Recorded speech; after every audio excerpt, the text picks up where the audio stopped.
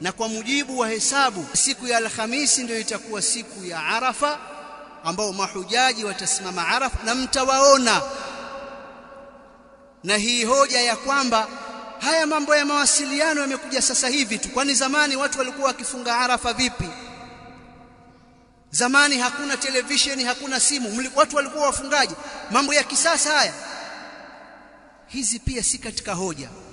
Kwani zamani hiyo miaka 150 mwezi ukionekana Pemba, watu wa Tabora hawakuuona, walikuwa wanafungaje?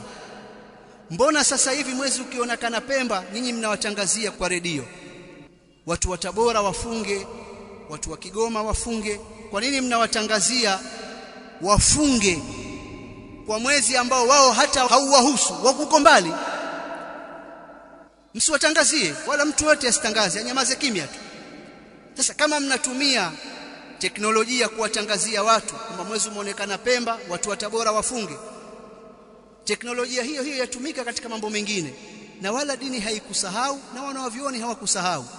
Msimamo wa jumhur wa wanawavioni ni kwamba mwezi ukiandama popote, basi watu watafunga, watafungua maadamu taarifa zimewafikia. Msimamo huu ni wa zamani, hakuna simu, hakuna television, hakuna chochote.